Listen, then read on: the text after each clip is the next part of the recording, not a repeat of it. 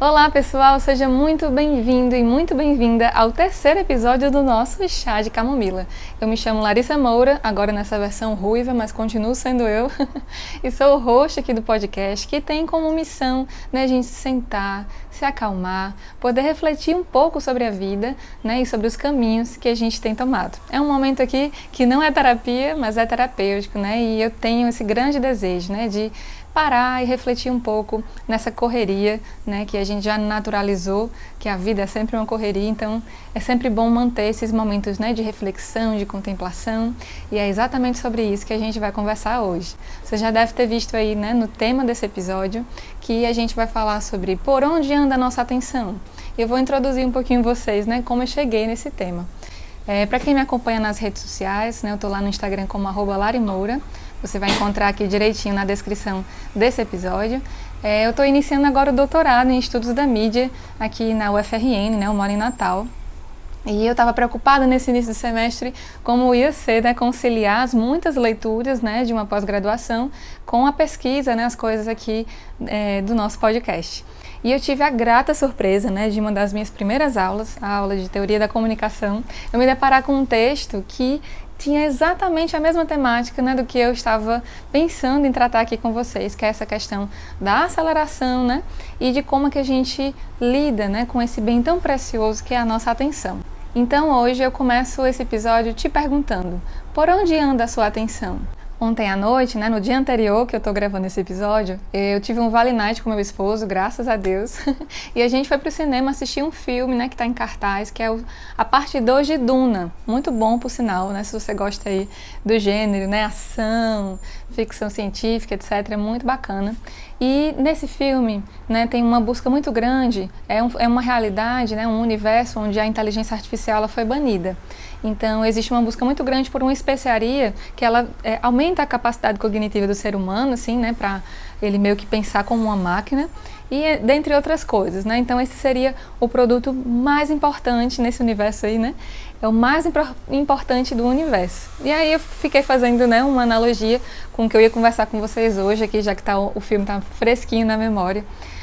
No nosso universo existe também uma matéria-prima, uma coisa que é muito valiosa para as empresas, é muito valiosa para nós, seres humanos, em especial.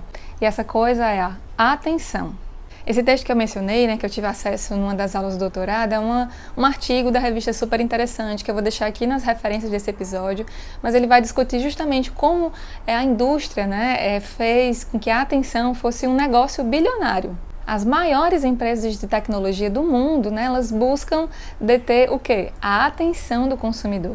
E essa discussão ela não é recente, Eu vi aí no texto que existe um pesquisador, que já lá em 1960 ele lançou um livro chamado Economia da Atenção, e ali ele já fala sobre como encarar o foco, a atenção como um produto.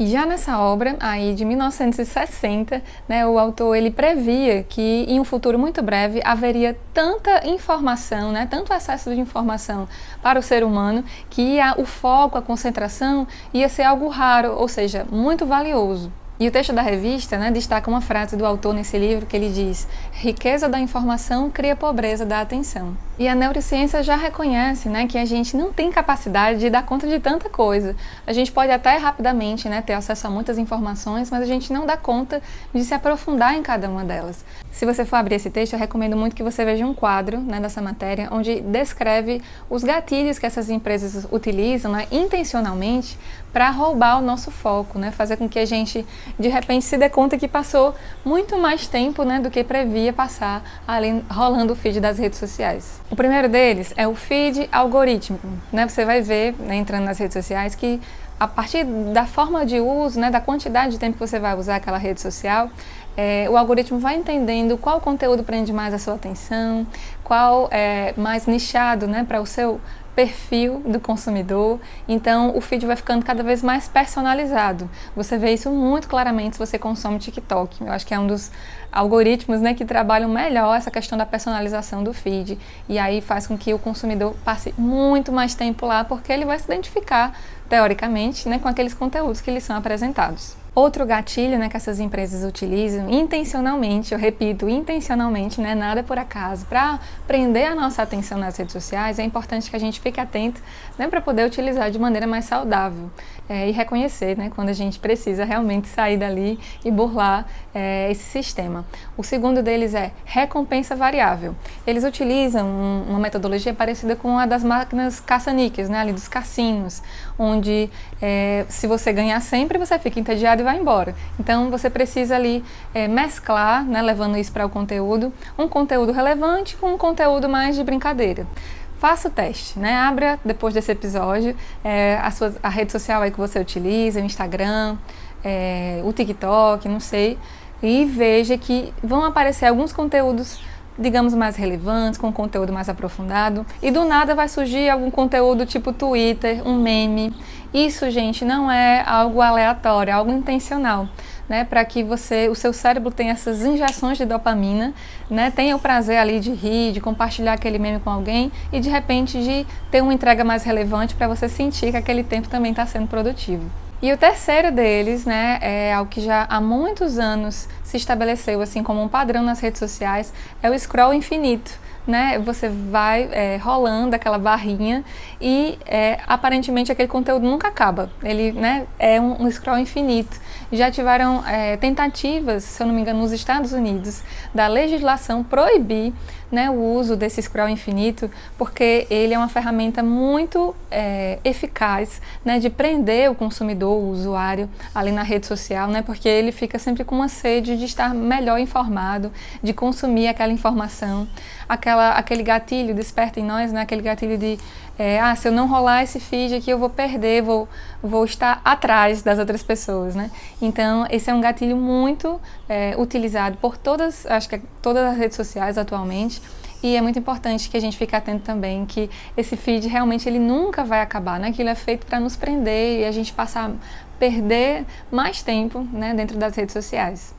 E esses, gente, são apenas alguns dos pontos, né, que essas grandes empresas, os engenheiros, né, que estão aí empenhados, né, em despertar a nossa atenção e manter o nosso foco ali dentro do universo digital, esses são apenas alguns desses gatilhos, né? Muitos outros a gente poderia aqui passar horas conversando sobre eles, mas é importante a gente ter essa noção mais crítica desse ambiente onde a gente passa tantas horas do nosso dia, né?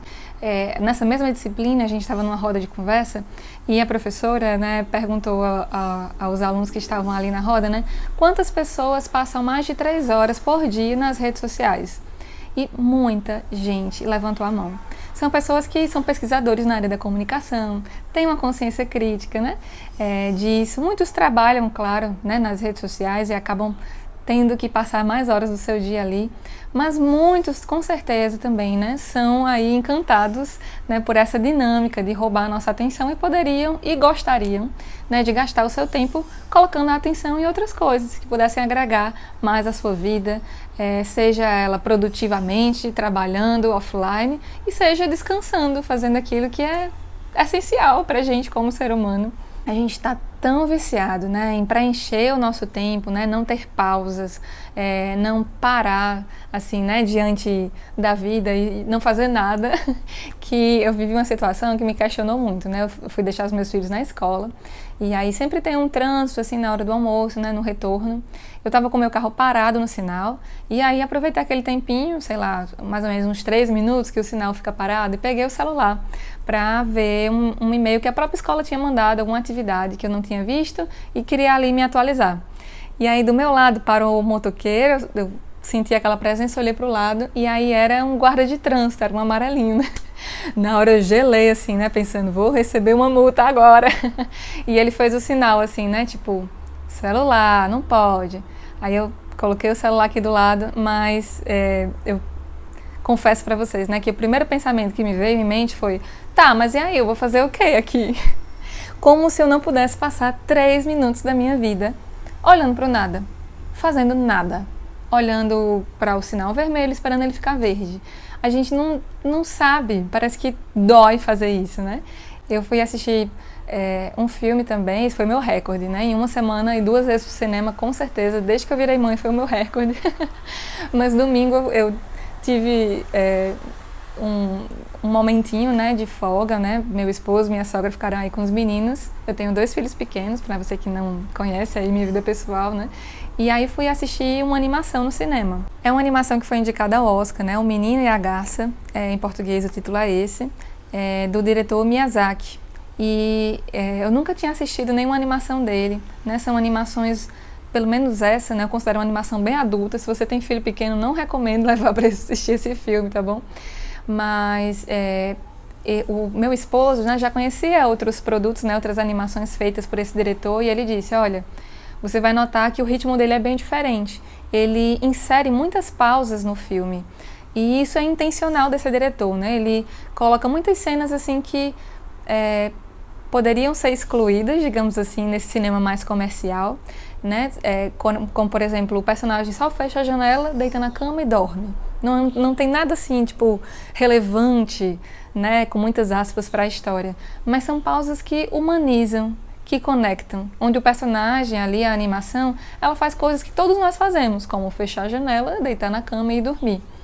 Então isso é bem intencional desse diretor, né? E assistindo o filme, ele tem muitos silêncios, né? Muitos momentos assim de nada, né? De contemplação. E eu achei muito interessante porque o impulso assim que eu tinha era de abrir a bolsa e pegar o celular nessa hora que não estava acontecendo nada da história para ver alguma notificação. Mas já sabendo previamente que isso ia acontecer, né, eu me controlei e tentei ali, né, mergulhar naquele momento de humanização, né, com aquele personagem.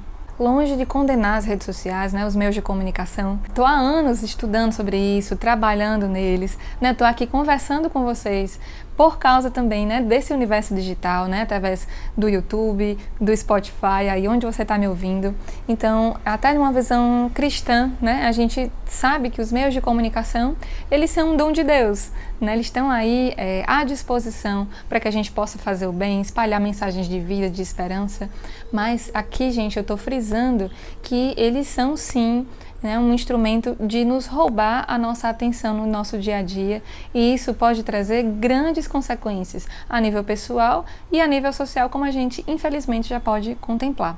Em um episódio recente de um podcast fantástico, que eu vou deixar aqui também nas referências, né? E você que gosta muito de ouvir sobre comportamento humano, psicologia e psicanálise, recomendo muito. Ele se chama Vibes em Análise. Ele é feito por 2 psicanalistas e eu conheci em um episódio recente um termo chamado cassino cognitivo que ilustra exatamente isso. São essas injeções de dopamina, né, que o algoritmo intencionalmente vai colocando aí na nossa atenção e nos roubam horas de convívio com a nossa família, horas de produtividade no trabalho, horas de descanso. Nesse mesmo episódio, né, do Vibes em Análise, eu tive acesso a uma notícia que eu não tinha ouvido falar, né, que agora, esse ano mesmo, de 2024, no mês de fevereiro, né, muito recente, uma cidade da França com mais ou menos 2.000 habitantes, né, foi aprovada uma lei onde proíbe o uso de smartphones em espaços públicos. Imagina que louco! E o prefeito, né, ele foi ouvido aí nessa matéria, né, cita que essa lei foi aprovada na cidade com 54% dos votos, né, e ele entende, né, o questionamento das pessoas em relação à sua privacidade, mas ele entende também que o uso de smartphones, né, exacerbado assim, em espaços públicos e no contexto privado das famílias, hoje é uma questão de saúde pública. Para os fãs de Gilmore Girls como eu, né, melhor série para dias ruins e dias bons também, eu me lembrei logo da lanchonete do Luke, lá Stars Hollow, né, onde ele tem, né, uma plaquinha de proibido smartphone. Pronto, nos estabelecimentos comerciais dessa cidade, em pleno 2024, né, tem essa plaquinha de proibido smartphone. É uma medida drástica, né, muito evasiva, né, mas que faz com certeza a gente, em pleno 2024, repense, né, o uso que a gente faz, né, da tecnologia. Existe um filósofo coreano chamado Han, que ele traz um conceito muito interessante sobre esse multitarefa do homem, né? Por muito tempo, acho que a gente viu como uma habilidade positiva, dessas que a gente gosta até de falar em entrevistas de emprego, né? Dizer assim, eu sou multitarefa, ou eu sou perfeccionista, né? Essas coisas a gente sabe hoje que elas são mais negativas do que positivas, né? Uma pessoa perfeccionista, muitas vezes ela não entrega, não cumpre prazos, porque fica sempre tentando a melhor versão daquilo, né? E não se dá conta de que às vezes o ótimo é inimigo do bom. E uma pessoa multitarefa é uma pessoa que não necessariamente ela é produtiva. o Han ele fala, né, que a multitarefa é algo que nos aproxima mais dos animais, né, do que nos humaniza, porque é o animal na natureza que ele vai ter que prestar atenção ao mesmo tempo na presa e no predador dele. Né? Então, o que nos humaniza de fato é a capacidade de contemplação, né? Da gente colocar o nosso foco em uma coisa e conseguir pensar, né? Adentrar nela. E consumindo muitos conteúdos, né? De neurociência, de psicologia, né? Eu vejo que a literatura científica também fala sobre isso, né? De que não necessariamente o homem vai ser mais produtivo ao fazer muitas coisas, porque ao deslocar sua atenção de um ponto para outro, né? O cérebro ele vai cansando. Quando a gente volta para numa atividade e volta para o que a gente estava fazendo anteriormente, não necessariamente as nossas informações, né, ali no cérebro vão estar do mesmo estado que estavam antes, não, a gente vai ter que reaprender, né, parecido com quando a gente está lendo um livro, lendo alguma coisa, né, que exige um pouco mais de concentração e recebe uma notificação, uma ligação, vai ter que ir lá atender e quando a gente volta a gente pensa assim, ué, onde é que eu estava? Né? Em que ponto parou? E aí você precisa voltar algumas páginas para lembrar do contexto daquele que você estava lendo. Então, não necessariamente ser multitarefa significa ser mais produtivo. Talvez você se sinta melhor porque a sensação é de produtividade, mas na realidade não é bem assim. Tá, Lari, mas e aí? Eu não posso sair das redes sociais, né? Não posso sair desse ambiente digital, não vou me isolar e morar na natureza. Eu preciso estar nesse contexto, mas como é que eu posso, né, direcionar o meu foco, a minha concentração de modo mais intencional? Eu separei aqui 3 pontos, e a gente vai conversar a partir de agora sobre eles, que me ajudam muito e eu espero que também possam te ajudar nessa jornada. E o primeiro deles é o dopamine fasting, significa jejum de dopamina. Talvez aí nas redes sociais você já tenha ouvido falar muito sobre isso, né? Não é nada assim radical. Por exemplo, as pessoas, né, que agora na quaresma, estou gravando esse episódio aqui durante a quaresma, né, muitas pessoas saem completamente das redes sociais. Não, esse conceito, né, é uma tese de um doutor da Universidade da Califórnia, em São Francisco. Eu vou deixar aqui, né, o estudo dele, a tese dele aqui nas referências do podcast. E é uma tese dele que visa com que a gente possa diminuir aí, né, os estímulos cerebrais, né, para que a gente aos poucos possa se sentindo mais concentrado, mais focado nas atividades.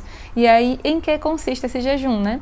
De fazer pequenas pausas, né, no nosso cotidiano, para não se sentir, né, o tempo todo online. Por exemplo, passar o final de semana sem as redes sociais, ficar à noite, né, sem uso do celular, sem smartphone.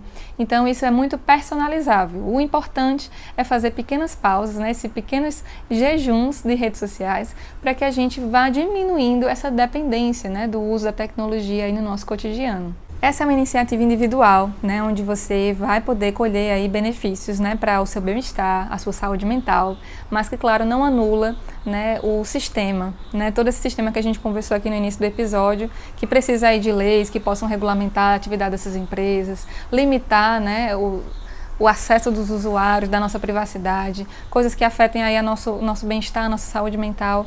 Mas essa iniciativa individual, né, ela é muito louvável, eu acho que super necessária, né, para a gente fazer no nosso dia a dia. Nesse início de ano, né, a gente faz muitos compromissos, metas, etc. Eu já dividi algumas com vocês aqui no primeiro episódio do podcast, mas tem um hábito, né, que não é necessariamente uma meta, mas é um hábito que eu queria implantar esse ano na minha vida, que é de não estar 24 horas por dia online, né? Dedicar espaços de tempo para poder, né, checar o celular, responder alguma demanda.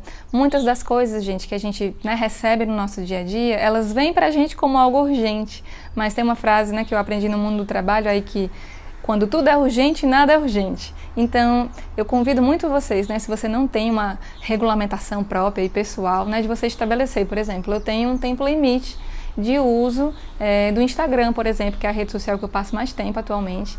Eu tenho um limite de uso por dia. Todo celular, eu acredito hoje, né, se você não tem um celular que faça isso por si só, pode baixar um aplicativo que mande uma notificação para você quando o seu tempo de uso exceder aquele que você deseja, né, passar por dia.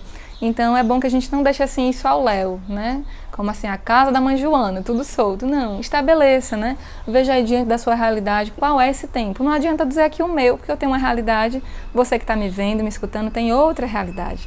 Então estabeleça aí, eu quero passar 1 hora por dia no WhatsApp. Isso é possível diante da sua realidade? Talvez não seja porque você pode utilizar o trabalho aí, no seu trabalho, né, o WhatsApp é aberto sempre, o que eu não aconselho, tá?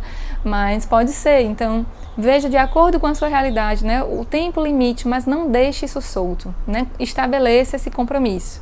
Ou, por exemplo, a partir das 8 horas da noite, eu não abro mais rede social. Ou, se não no final de semana inteiro, pelo menos no sábado ou no domingo, 0 redes sociais, né? Eu acho que isso é um hábito assim que a gente precisa urgentemente, todos nós, à medida do possível, implantar na nossa rotina. A segunda dica que eu trago para a gente exercitar, né, esse foco, essa atenção mais intencional no nosso dia a dia, é exercitar a atenção plena. Eu assinei recentemente, né, um curso da Thaís Godinho, do blog Vida Organizada. Inclusive, recomendo também muito o conteúdo dela. Né? Eu acho que tem pessoas que realizam trabalhos assim magníficos nas redes sociais. A Thaís, há anos, né, é uma delas. Né? Eu consumo muito, acredito muito no ideal dela de organização. E agora ela também, como pesquisadora, né, tem trazido uma contribuição muito bacana para a academia a respeito do mundo do trabalho. E a Thaís tem um OrganizaFlix, que é uma plataforma, né? Pelo nome você já dá para saber que é um estilo Netflix, só que de formações. E a primeira que ela trouxe esse ano, né, é sobre mindfulness, relacionado ao foco e à concentração para a organização, né, no nosso dia a dia. E qual é o princípio do mindfulness, né, que a gente escuta aí, né? Ele tem uma raiz um pouco religiosa, né, vem aí de algumas diretrizes religiosas e tal, mas hoje as empresas, né, a própria psicologia reconhece o valor, né, de você buscar essa atenção plena. O objetivo dessa prática é justamente exercitar o nosso cérebro a se concentrar, a estar presente no momento atual. E existem vários exercícios, né? Aqui eu vou destacar 2 que eu já utilizo na minha rotina e me ajuda muito, né? Seja para trabalhar, seja quando me sinto muito ansiosa, né, diante de alguma situação, e seja para rezar ali, né, conseguir estar diante de Deus com a mente mais silenciosa, né, e poder adentrar aí mais na minha espiritualidade. Eu recomendo muito, né, se você puder fazer essa assinatura, conhecer um pouco mais do Mindfulness nessa aula da Thaís, ou em vídeos gratuitos, né, conteúdos que você possa encontrar aqui na internet.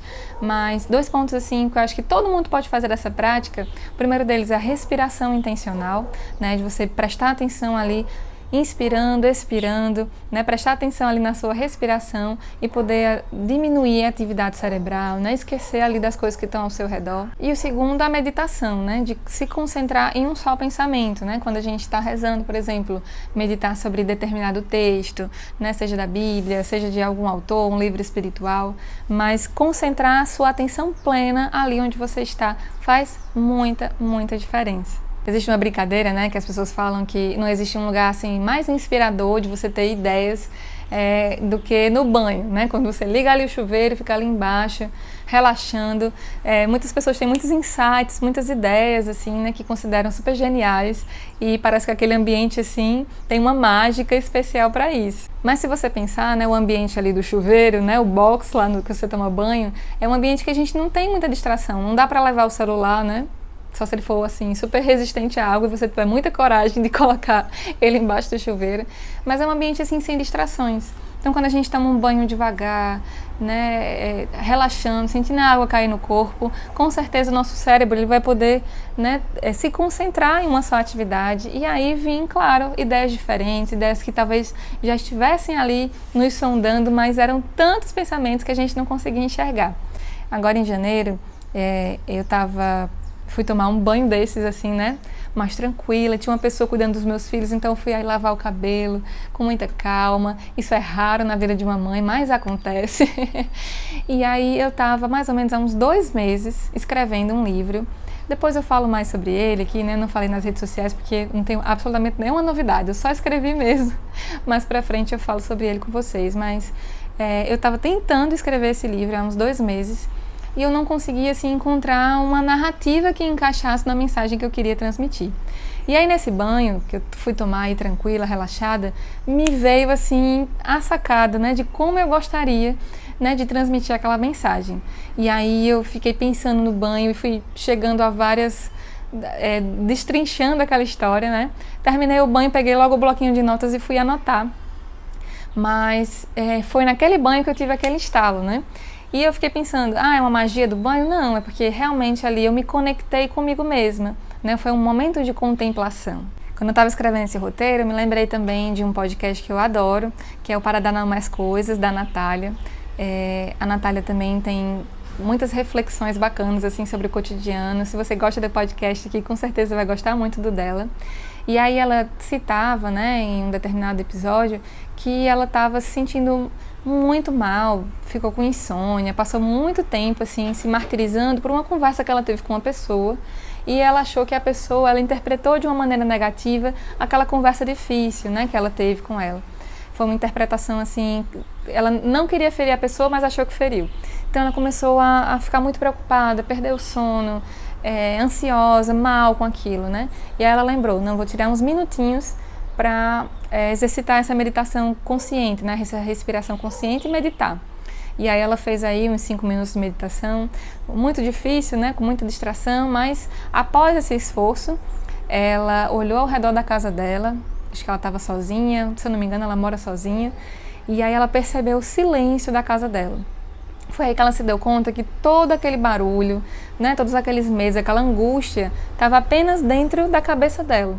Né? Ela estava presa ali, mas não estava consciente do ambiente, né, da realidade. E aí, claro, depois desse momento de meditação, ela procurou a pessoa e viu que aquilo era apenas uma sensação que ela teve, não necessariamente a percepção que a pessoa teve. Na verdade, estava tudo bem na relação deles. Então, se você não tem ainda, né, esses momentos assim de contemplação, de espiritualidade, e isso, dependente da religião que você tenha, né, se você é ateu, se não, já falei sobre isso um pouco no primeiro episódio, né, que a espiritualidade ela é vital para qualquer ser humano, né, mas se você é católico como eu, né, esses momentos de conexão com Deus, de meditação através da vida de oração, eles nos salvam, né, para a gente direcionar a nossa atenção para um ser superior, para algo que nos transcende, e aí nos salvam, com certeza, desse burburinho, dessas muitas vozes, né, que o nosso cotidiano nos apresenta. Quantas vezes eu saí mais tranquila, mais calma da vida de oração, né? Tem uma amiga que dizia assim, né? Eu preciso rezar, senão eu viro bicho. E é bem isso, assim, né? Quando realmente eu não tiro esse tempo para contemplação, né? Para oração, eu fico muito mais agitada, muito mais ansiosa. Ali, nesse momento de espiritualidade, né? O momento de oração, eu não só me conecto com Deus, mas me conecto comigo mesma, né? E através desse conhecimento divino, eu vou conhecendo também a mim, né? O que está se passando aí no meu interior. Então, nem que seja 5 minutinhos, né? Não deixe de fazer essas pequenas pausas no seu dia a dia para respirar conscientemente, né? Tá atenta aí ao que está ao seu redor e depois se conectar com o seu interior, com a sua espiritualidade, tá bom? Estamos chegando ao final, né, do nosso podcast, e eu vou dar aqui para vocês a terceira e última dica para a gente direcionar o nosso foco, né, para ter uma atenção mais plena, né, um foco mais intencional no nosso dia a dia. Porque preciso terminar esse episódio que o meu cachorro já está ansioso aqui para o passeio dele e vai ficar fazendo muito barulho aqui nessa gravação. Então, vamos terminar esse episódio. E essa terceira dica é nos reconciliar com o tempo. Na verdade, ela foi a primeira dica, né, que eu pensei em compartilhar aqui com vocês, muito inspirada em um texto do cardeal José Tolentino Mendonça, que é um dos meus autores preferidos, e por isso eu sempre vou trazer aqui para vocês, né, porque eu sempre vou trazer referências que me atravessam aí no meu cotidiano. E aí, nesse trecho, que eu acredito ser de uma homilia, ele diz assim: sem tempo, tornamo-nos desconhecidos. Sem tempo, falamos, mas não escutamos. Repetimos, mas não inventamos. Consumimos, mas não saboreamos. É verdade que mesmo num rápido relance se pode alcançar muita coisa, mas normalmente escapa-nos o detalhe. E, essa aqui é a minha frase favorita desse texto, e Deus habita o detalhe. Não é verdade que não temos tempo. A nossa vida está cheia de tempos. Precisamos identificá-los e tratar deles como quem cuida de um tesouro. Gente, é importante sempre lembrar, né, que numa perspectiva cristã, o tempo ele não é um senhor, um Deus, né, a que nós estamos aqui servindo, mas pelo contrário, o tempo é apenas uma criatura de Deus que está, pelo contrário, ao nosso serviço. E quando a gente fica, né, a todo tempo tentando preencher esse tempo, não sobra tempo para nos humanizar, né, para nos tornar humanos, como o Han falava, né, eu falava anteriormente para você, daquele filósofo, né, que dizia que a contemplação é que nos torna humanos. E é contemplando que a gente vai enxergar o detalhe. E aqui diz Tolentino, nesse texto, Deus habita o detalhe. Quando eu reli esse texto, né, pela milésima vez, né, para trazer aqui para vocês, eu me lembrava de um dos episódios que eu mais senti a presença de Deus na minha vida, né? Foi nos anos de pandemia. Eu morava em um apartamento muito pequenininho, assim, acho que ele tinha, não sei, tô chutando aqui 60 metros quadrados, né? Eu estava grávida, né, da minha primeira filha, Maria Rosa, e todos estávamos naquele contexto de incerteza, né, de não saber como ia se dar o tempo de amanhã. Foi bem assim no auge da reclusão social, né, onde não havia ninguém na rua. E eu não saía nem para a portaria assim, do prédio, que eu estava grávida, eu não sabia de que forma aquele vírus podia atingir a mim, ao meu bebê. Então, realmente eu fiquei ali trancada em casa, né? Mas nesse tempo eu também descobri um acesso, né, para a sacada do prédio. Eu morava no último andar e aí tinha uma escada onde a porta sempre ficava aberta para a sacada, né, a parte superior, né, do prédio. E esse prédio, né, que a gente morava, ele ficava bem próximo de um encontro, onde aqui em Natal, né, um encontro do rio, que é o Rio Potengi, com o mar. E ele tinha uma vista linda. E assim, ao final da tarde, era belíssimo contemplar o pôr do sol naquele lugar. E nesse tempo eu criei essa rotina, né, de no final da tarde subir ali aquela escadinha e ir contemplar o pôr do sol, né, ali no rio, na sacada do prédio onde eu morava. Eu lembro que eu sempre subia com um terço na mão, né, sem um aparelho celular, e ficava meditando, olhando para aquele sol se pondo ali no horizonte e conversando com Deus, né? Conversando com Deus sobre a esperança que eu tinha em dias melhores, né? A esperança no nascimento da minha filha, que ela ia encontrar um mundo bem, um mundo com saúde, né? Onde ela ia poder se relacionar com a minha família, com as pessoas que eu amava. E eu colocava também todos os meus medos, as inseguranças, enfim. Ia conversando, né, com um amigo. E sempre, todas as vezes, né, que antes de eu voltar para casa, né, eu só silenciava e eu sentia Deus falar tanto, tanto comigo, né?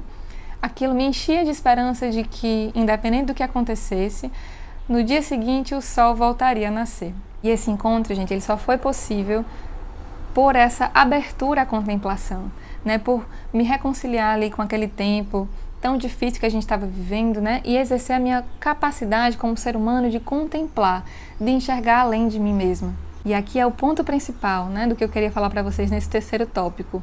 Não há contemplação na distração. Se a gente vive à mercê, né, dessas injeções de dopamina, desse nos roubar a atenção o tempo todo, né, dos meios de comunicação, das redes sociais, e de seja lá mais o que a gente, né, vai viver no nosso dia, a gente perde o detalhe, a gente perde Deus. E isso, para você, para mim, que é cristão especialmente, é o mais importante da nossa vida. No episódio anterior a gente falava sobre constância e sobre a importância, né, da gente colocar como objetivo da nossa vida metas execuíveis, né, porque nos colocar muitas coisas só vai fazer com que a gente se canse e não atinja os nossos objetivos.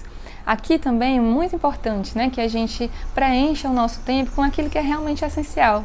Se eu fico colocando muitas e muitas distrações, pode ter certeza que não vai sobrar tempo, né, para você exercer essa capacidade que te humaniza, que é a capacidade de contemplação. E para nos reconciliar com o tempo, gente, a gente também precisa exercitar a humildade de entender aquilo que a gente realmente precisa ter no nosso cotidiano. Será que eu preciso, né, estar por dentro de todas as notícias que estão aí no meu feed? Né? Será que eu preciso encher a minha agenda com isso, com aquilo? Eu lembro que quando eu entrei na comunidade que eu faço parte, a comunidade Shalom, a minha pastora pregava sobre vida de oração e dizia: olha, a partir de agora vocês precisam, né, se vocês querem ser amigo de Deus, né, colocar aí a vida de oração um horário fixo, né, como uma atividade importante e não ficar tentando encaixar Deus na sua agenda. Como o Tolentino dizia, né, nesse texto que eu lia para vocês no início desse tópico, há tempo para todas as coisas. A nossa vida está cheia de tempos. O que nós precisamos é identificar esses tempos e tratá-los como um tesouro. No início desse episódio a gente falava, né, que a atenção é a moeda mais valiosa hoje do universo. Então não vamos desperdiçar ela com coisas tão passageiras, tão vãs, que não vão nos acrescentar em nada. Eu não estou dizendo para você deixar de descansar, você tentar ser sempre produtivo, muito pelo contrário. Eu estou dizendo para que você e eu possamos utilizar intencionalmente o nosso tempo para aquilo que realmente importa. Seja fazer um trabalho, seja dormir. Como mãe, né, uma das coisas assim que mais me mexem nessa discussão sobre o uso do nosso tempo, né, é quando alguém pergunta: você já aproveitou bem o seu bebê hoje? Geralmente são mães, né, que estão aí, né, com seus filhos com idade assim, que já estão mais independentes, ou já estão saindo de casa, ou já saíram. E eu tenho 2 filhos muito pequenos, né, que estão virando criança agora, né? A Rosa tem 3 anos, o Benjamin vai fazer 2 em poucos dias. E aí isso sempre mexe comigo, né? Como eu estou aproveitando hoje a infância dos meus filhos. Eu vou contar uma história aqui pra gente já ir encerrando esse episódio, né? De uma história que aconteceu assim na rotina da nossa família, numa manhã comum. Né? Eu estava aí com os meus filhos, eles estavam meio estressados, brigando com o outro, e eu parei para contar uma história, tentando fazer muito, como a gente chama aqui no Nordeste, munganga, né? Fazendo muitas expressões, caras e bocas, tentando diverti-los para chamar a atenção deles. E aí, enquanto eu contava aquela história, eu parei para contemplar os olhinhos deles para mim. Você imagina uma menininha aí, né, de 3 anos e um menino aí de 1 aninho, olhando para você fixamente, com os olhinhos brilhando e tendo plena atenção, né, em você, como se aquela figura que falasse com eles fosse a mais importante do mundo deles. E eu fiquei olhando aqueles olhinhos ali, tentando congelar aquela imagem dentro de mim. Ai, vontade de chorar. E aí naquela noite, eu fui falar com meu esposo, né, eu disse assim: ai, Rodolfo, eu vivi esse momento, né, contei pra ele e eu disse assim, eu não sei se você entende, acho que você entende, mas pra mim aquele foi um dos momentos mais belos que eu já vivi na minha vida. 2 seres humaninhos, né, que saíram de dentro de mim, me olhando tão fixamente daquele jeito, com tanta atenção, como se nada mais importasse. Ali eles estavam, né, com a plena atenção no que eu falava, e ali eu estava, né, inteiramente, assim, inteira, assim, né, com eles, naquela relação. E como, sem dizer nada, né, e sem fazer nada tão expressivo assim, né, eu senti o amor deles para comigo, e eu senti que eu também, né, estava amando, estava me relacionando com os meus filhos. Essa é uma lembrança que eu quero muito congelar na minha cabeça, no meu coração, e tentar também exercitar isso com Deus, com as pessoas que eu amo, né, com aquilo que faz os meus olhos brilhar, assim, né, tá inteira diante das situações, né, e não me dar em partes, né, para aquilo que é importante para mim, para as pessoas que são importantes para mim. Ali na minha rotina, com meus filhos ali com os olhinhos brilhando, eu senti que a vida fazia mais sentido. E é verdade, gente, a vida, né, quando a gente tem uma atenção plena naquilo que realmente importa, né, a gente dedica essa coisa que é a mais importante da nossa vida, né, que é o nosso tempo, a nossa atenção, o nosso foco. Aí a gente vai poder dizer sim que a vida tem sentido, que estamos usando, né, intencionalmente o tesouro mais importante que a gente recebeu, né, que é a vida, que é o tempo tão escasso que a gente tem para viver aqui nessa terra. Eu espero de coração, né, que você tenha curtido esse episódio, que ele tenha colaborado em alguma coisa no seu dia, que esse chazinho da tarde, né, tenha sido gostoso para você, tenha sido proveitoso. E se foi, eu peço gentilmente que você compartilhe esse episódio com seus amigos, com seus familiares, né, com as pessoas que você quer compartilhar esse bem tão precioso, né, que é o seu tempo, o seu foco, a sua atenção, tá bom? E muito, muito obrigada se você já esteve conosco aí no primeiro e no segundo episódio. Se não, volta, né, que foram discussões super legais também aqui. E nós estamos presentes no YouTube e no Spotify. Então, segue lá essas 2 plataformas, deixe o seu comentário, eu adoro ouvir o feedback de vocês. Se você tem também alguma sugestão de tema, com certeza vai ajudar muito, né, se você puder me enviar por aqui ou lá no Instagram, né, no meu perfil pessoal, @larimoura. Um beijo enorme para vocês e até a próxima!